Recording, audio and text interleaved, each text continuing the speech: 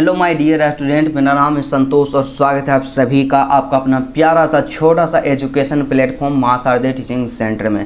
मेरे दोस्त मेरे भाई, आज का जो क्लास है, आज का जो सेशन है आप सब के लिए काफ़ी इम्पोर्टेंट है, क्योंकि आज के क्लास के अंतर्गत हम लोग क्या करेंगे, जो आपका क्लास 12 है, क्या आपका जो क्लास 12 है ब्रदर जी, क्लास 12 जो आपका हिंदी है, क्या क्लास 12 हिंदी के पहला चैप्टर जिसका नाम क्या है, जिसका नाम यहाँ पे बातचीत है, तो बातचीत ये जो चैप्टर है ना ब्रदर जी, इसका तमाम सब्जेक्टिव क्वेश्चन का सॉल्यूशन आज करवाएंगे। क्या सब्जेक्टिव क्वेश्चन का सॉल्यूशन करवाएंगे, क्योंकि कई ऐसे मेरे भाई थे, मेरे दोस्त थे जो हमेशा पूछ रहे थे कि भैया सब्जेक्टिव क्वेश्चन में ज़्यादा समस्याएं आती है, सब्जेक्टिव क्वेश्चन के लिए हम PDF को खरीद नहीं सकते हैं, मेरे पास यहाँ पे पैसा जो है, मेरे पास पैसा नहीं है, तो हम उन तमाम स्टूडेंट के लिए आज से क्या स्टार्ट के हैं, सब्जेक्टिव सीरीज स्टार्ट किए हैं। और जितना क्वेश्चन का सॉल्यूशन करवाएंगे ना ब्रदर जी, उतना सिर्फ आप याद कर लीजिएगा। एग्जाम जो होगा 2026 का, क्या 2026 में जो आपका एग्जाम होगा इससे बाहर नहीं रहेगा, क्योंकि एक एक NCERT का जो आपका किताब होता है हिंदी का,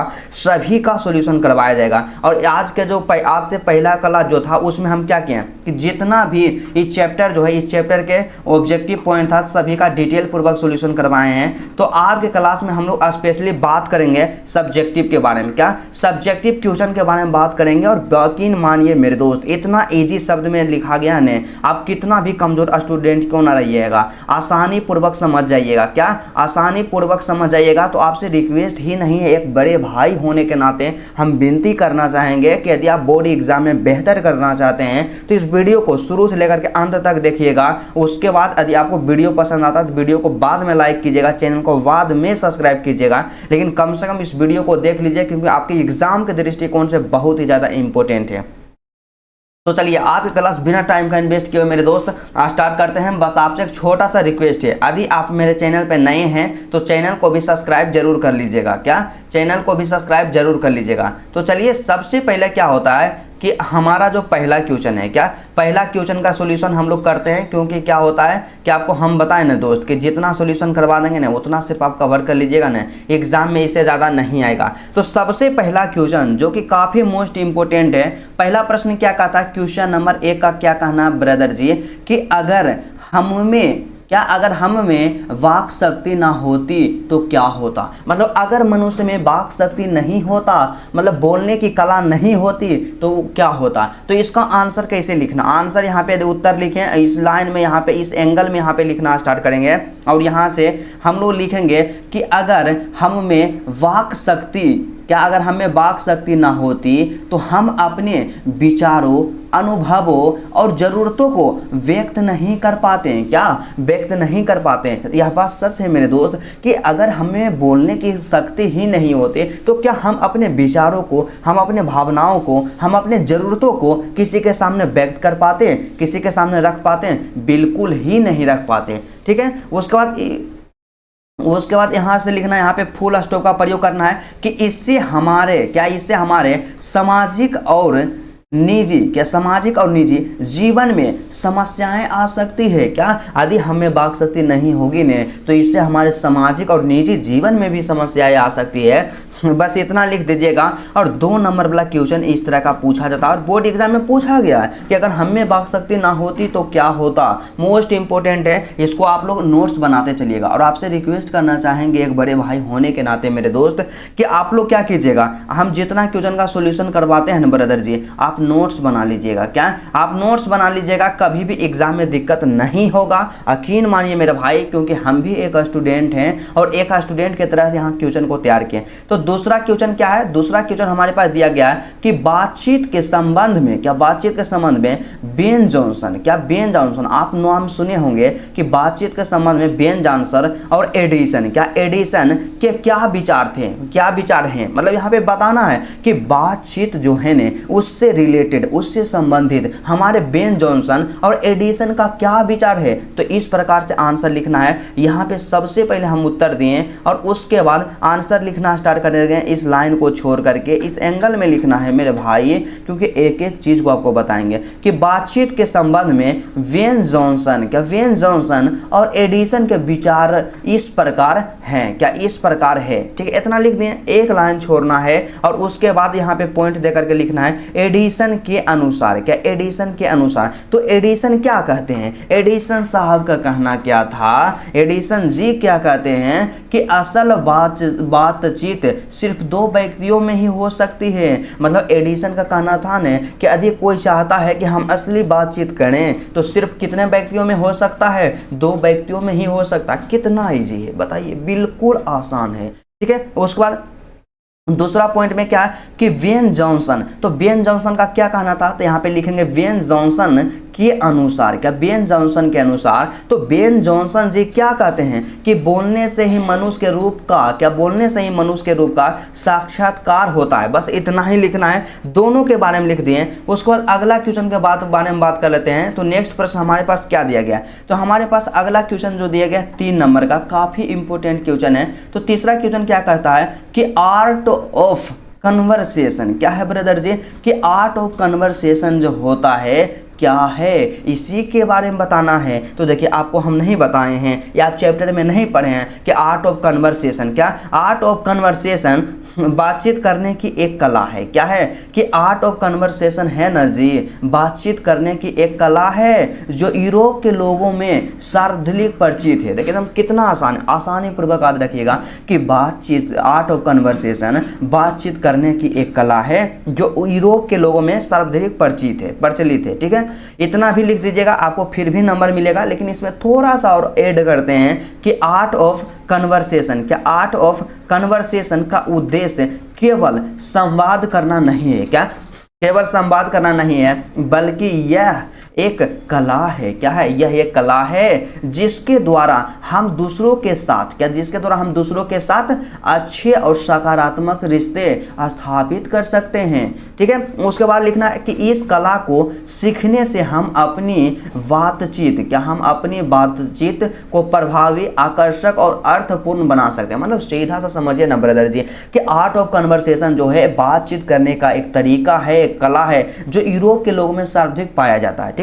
उसके बाद लिखना है कि बातचीत, आर्ट ऑफ कन्वर्सेशन जो है ना, या कन्वर्सेशन का जो उद्देश्य है केवल हमें बातचीत करना नहीं सिखाता है, बल्कि यह हमें, मतलब यह एक कला है जो दूसरों के साथ अच्छे और सकारात्मक रिश्ते स्थापित कर सकते हैं। इस कला को यदि हम लोग सीख लेते हैं ना तो हमारा जो बातचीत का तरीका होगा काफ़ी प्रभावी हो जाएगा, आकर्षक हो जाएगा और अर्थपूर्ण हो जाएगा। बस यही आपको समझना है, ठीक है। इस तरह से उसके बाद चौथा प्रश्न हमारे पास क्या दिया गया है, 4 नंबर का प्रश्न। टोटल प्रश्न एग्जाम में पूछा जा चुका है और 2026 एग्जाम के लिए मैं 100% गारंटी लेता हूं मेरे भाई कि इससे ही नहीं आएगा बाहर, ठीक है। तो यहाँ पे चौथा क्वेश्चन क्या कहता है कि मनुष्य की बातचीत का उत्तम तरीका क्या हो सकता है, क्या मनुष्य का जो बातचीत होता है ना उसका उत्तम तरीका जो होता है क्या हो सकता है, इसके द्वारा कैसे वह अपने लिए सर्वदा नवीन संत की रचना कर सकता है। बस इसका आंसर लिखना है। तो चलिए इसका आंसर हम लोग देखते हैं, बिल्कुल आसान भाषा में, थोड़ा सा पैसेंस रखिएगा। तो यहाँ पे हम लोग क्या लिखें, उत्तर लिखें और लिखना स्टार्ट करेंगे कि मनुष्य में बातचीत का सबसे उत्तम तरीका उसका आत्म वार्तालाप है। बिल्कुल सही है जी कि मनुष्य में बातचीत का जो सबसे उत्तम तरीका है ना उसका आत्म वार्तालाप है। मनुष्य को सबसे पहले अपने आप से बात करना चाहिए और यही जो है बातचीत का सबसे उत्तम तरीका है। उसके बाद लिखना है कि मनुष्य अपने अंदर ऐसी शक्ति विकसित कर सके जिसके कारण वह अपने आप से बात कर लिया करें, क्या वह अपने आप से बात कर लिया करें। उसके बाद फिर अगला क्या है, नेक्स्ट यहाँ पे लिखना है कि आत्म वार्तालाप, क्या आत्म वार्तालाप इसलिए जरूरी है ताकि क्रोध पर नियंत्रण पाया जा सके, क्या क्रोध पर नियंत्रण पाया जा सके।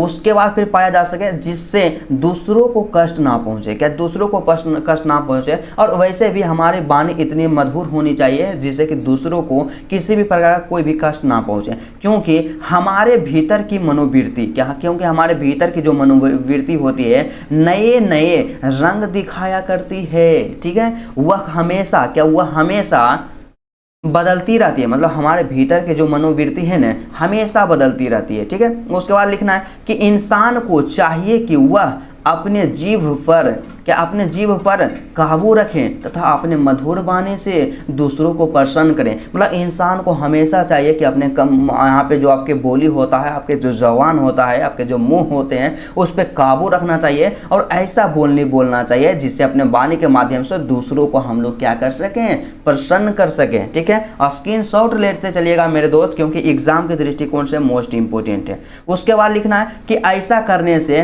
किसी से ना तो कटुता रहेगी और ना ही किसी से वैर, क्या ना ही किसी से वैर। इससे दुनिया खूबसूरत हो जाएगी। यदि इस तरह से मनुष्य रिएक्ट आना स्टार्ट कर देगा, बातचीत का यह तरीका हो जाएगा, तो इससे पूरी दुनिया समस्त सृष्टि सुंदर हो जाएगी। ठीक है, अतः यह बातचीत का श्रेष्ठ एवं उत्तम तरीका है। क्या यह बातचीत का श्रेष्ठ एवं उत्तम तरीका है। उसके बाद नेक्स्ट क्वेश्चन के बारे में थोड़ा सा यहाँ पे देख लेते हैं। तो अगला क्वेश्चन हमारे पास क्या है, तो नेक्स्ट क्वेश्चन क्या है, थोड़ा सा इसको हम यहाँ पे लाते हैं और जूम करते हैं ब्रदर जी, क्योंकि आप सब के लिए हमेशा बेहतर करने का प्रयास करते हैं और हमेशा बेहतर करते रहेंगे। क्योंकि जब तक आपका भाई आपके साथ है ना जी, आपको एग्जाम में दिक्कत कभी ना हुआ था और ना ही कभी होने देंगे। मेरा पर्पस यही है। ठीक है, उसके बाद यहाँ पे नेक्स्ट क्वेश्चन जो होता है 5 नंबर वाला, तो 5 नंबर का क्वेश्चन हमसे क्या कर रहा है, व्याख्या करें। क्या व्याख्या करना, व्याख्या करने का मतलब क्या होता है कि हमारा जो चैप्टर है बातचीत, इससे क्या रहेगा कि कुछ लाइन लिया हुआ रहेगा और उसका व्याख्या करना है। मतलब उसके माध्यम से हमारे जो लेखक हैं बालकृष्ण भट्ट क्या कहना चाहते हैं इसी को बताना है। तो जितना हम बता रहे हैं उतना कंप्लीट कर लीजिए। यकीन मानिए मेरे भाई, एग्जाम में इससे बाहर नहीं आएगा, क्योंकि हम भी कई वर्षों से बच्चों को लगातार पढ़ा रहे हैं। और जानते हैं जी 2025 में तो गर्दा उड़ गया। कई ऐसे मेरे दोस्त हैं जिनका 440 नंबर आया, 436 नंबर आया, 430 नंबर आया। तो यदि आप भी 2026 के एग्ज़ाम में, क्या 2026 के एग्ज़ाम में 400 प्लस नंबर लाना चाहते हैं, तो इस चैनल को आज ही सब्सक्राइब कर लीजिए, क्योंकि हम आपके भाई बनकर के आपका हमेशा सहयोग करते रहेंगे। ठीक है, तो यहाँ पे क नंबर का क्वेश्चन क्या है कि हमारे भीतरी मनोवृत्ति प्रतिक्षण नए रंग दिखाया करती है। मतलब हमारी भीतरी जो मनोवृत्ति होती है ना, प्रत्येक क्षण नए नए रंग दिखाया करती है। वह पंचचात्मक संसार का एक बड़ा आईना है। क्या एक बड़ा आईना है जिसमें जैसी चाहो वैसी सूरत देख लेना कोई दुर्घट बात नहीं है। इसका व्याख्या करना है। तो सबसे पहले व्याख्या करने का उत्तम तरीका क्या होता है, यहाँ से हम लोग लिखेंगे ब्रदर जी व्याख्या करने के लिए। यहाँ पे उत्तर हम लोग दिए और उसके बाद लिखेंगे कि प्रस्तुत पंक्तियाँ बालकृष्ण भट्ट के द्वारा रचित पाठ बातचीत से लिया गया। सबसे पहले आपको यही लिखना है कि कोई भी व्याख्या करने के लिए आए तो लिखना है कि किस चैप्टर से लिया गया है। ठीक है, तो यहाँ पे लिख दें। फिर मनुष्य के भीतरी मनोवृत्ति, क्या मनुष्य के भीतरी मनोवृत्ति प्रत्येक क्षण नए नए रंग दिखाया करती है। क्या दिखाया करती है, अर्थात उसमें नए नए विचार आते रहते हैं। क्या नए नए विचार आते रहते हैं। वह इन प्रपंचों से पूर्ण संसार का एक आईना है। क्या एक आईना है जिससे ऐसी घटना को भी देखा जा सकता है जिसके घटित होने की कोई आशा ना हो। क्या जिसके घटित होने की कोई आशा ना हो। और उसके बाद यहाँ पे लिखना है मेरे दोस्त कि अर्थात हमारे मनोवृत्ति हमें संसार के समस्त अच्छे बुरे कार्यों से अवगत कराते हैं। क्या अच्छे बुरे कार्यों से अवगत कराते हैं, मोस्ट इंपॉर्टेंट है। और जब भी पूछा जाएगा एक्सप्लेनेशन, जो कि 4 नंबर में पूछा जाता है, और इतना लिखिएगा ना जी, 4 में से 4 आपको लाने से कोई नहीं रोकेगा। ये आपका भाई संतोष कुमार का आपसे वादा रहा। ठीक है, तो चलिए उसके बाद अगला है ख नंबर का व्याख्या करने वाला। तो इसमें क्या कहता है, इसमें कहना है लाइन क्या है कि सच है जब तक मनुष्य बोलता नहीं तब तक उसका गुण और दोष प्रकट नहीं होता है। बिल्कुल सही है भाई, कि जब तक कोई आदमी बोलेगा नहीं तो कैसे पता चलेगा कि वो कैसा आदमी है, अच्छा आदमी है कि खराब आदमी है, मतलब नॉर्मल कोमल आदमी है कि थोड़ा सा हार्ड टाइप के आदमी हैं तो उनके बोली के माध्यम से ही प्रतीत होता है। तो इसका व्याख्या करना, लेखक इसके माध्यम से हमें क्या बताना चाहते हैं, तो इसका हम लोग व्याख्या करेंगे। यहाँ से लिखेंगे वही कि प्रस्तुत पंक्तियां विद्वान लेखक, क्या विद्वान लेखक बालकृष्ण भट्ट, क्या बालकृष्ण भट्ट द्वारा रचित पाठ बातचीत से लिया गया है, क्या बातचीत से लिया गया। और इतना एग्जामिनर पढ़ेंगे ना मेरे दोस्त, यहाँ पे 100% खुश हो जाएंगे और आपको पूरा में से पूरा अंक मिलेगा। उसके बाद पैराग्राफ को चेंज करके यहाँ से लिखना है कि लेखक इस निबंध के माध्यम से यह बताना चाहते हैं कि बातचीत ही एक ऐसा विशेष तरीका होता है जिसके कारण मनुष्य आपस में प्रेम से बातें कर उसका आनंद उठाते हैं, परंतु जब मनुष्य वाचाल हो जाता है, मतलब जब मनुष्य अधिक बोलता है अथवा बातचीत के दौरान अपने आप पर काबू नहीं रख पाता है तो वह दोष है। क्या है? वह दोष है। देखिए कितना सुंदर बात बताए हैं बालकृष्ण भट्ट जी कि इस मतलब बताए हैं यही कि बातचीत जो होता है ना आपस में प्रेम को उत्पन्न करता है, परंतु जब मनुष्य क्या करता है ज़्यादा अधिक बोलने लगता है और अपने मुंह पे कंट्रोल नहीं रखता है तो वही क्या होता है? दोष हो जाता है, वो गलती हो जाता है। उसके बाद लिखना है कि परंतु वही संजीदगी और सलीके से बातचीत करता है तो वह गुण हो जाता है। मतलब कि वही कहते हैं कि यदि वही मनुष्य आसानी पूर्वक नॉर्मल होकर के बात करता है तो वह क्या बन जाता है? गुण बन जाता है। मनुष्य के चुप रहने के कारण उसके चरित्र का कुछ पता नहीं चलता है। सही है भाई कि जब तक मनुष्य कुछ नहीं बोलेगा तो उसके कैरेक्टर का कैसे पता चलेगा? ठीक है, परंतु वह जैसे ही कुछ बोलता है, क्या परंतु वह जैसे ही कुछ बोलता है तो उसके यहाँ पे वाणी लिखिएगा। क्या यहाँ पे बहाने नहीं होगा, यहाँ पे आप क्या कर दीजिएगा? वाणी। क्या उसके वाणी के माध्यम से उसके गुण और दोष प्रकट होने लगते हैं। बस इतना ही लिखना है, इतना लिख लेना ब्रदर जी। एग्जाम में जानते हैं इस चैप्टर से जितना क्वेश्चन था सभी क्वेश्चन का यहाँ पे डिटेल पूर्वक सोल्यूशन करवा दिए मेरे भाई। यकीन मानिए एग्जाम में इससे बाहर नहीं पूछा जाएगा। जो आपका पहला चैप्टर है ना जी, इसी से तमाम क्वेश्चन रहेगा। केवल इतना क्वेश्चन को आप तैयार कर लेना है। और यदि जानते हैं आप इसका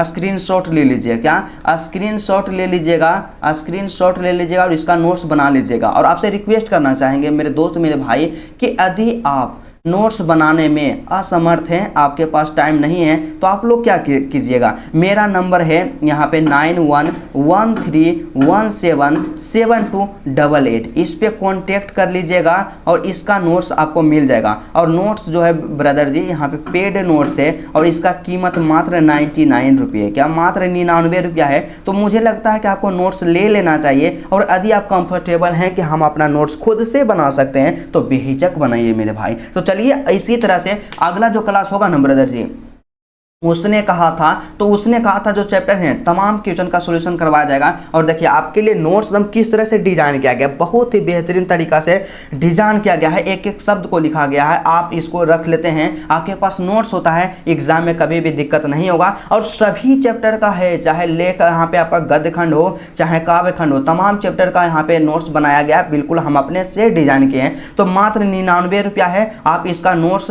ले सकते हैं। क्योंकि एग्जाम में आपको बेहतर करना है ना ब्रदर जी, आपको बेहतर तरीका से पढ़ना है, तो ओनली 99 रुपीज़, क्या ओनली 99 रुपीज़ आप लोग इस नोट्स को ले लीजिएगा। मेरा नंबर है, मेरा नंबर पे आप लोग कांटेक्ट कीजिएगा। तो चलिए आज का क्लास यहीं तक रहता है, फिर आपसे मिलते हैं नेक्स्ट वीडियो में और नेक्स्ट टॉपिक के साथ। तब तक के लिए जय हिंद।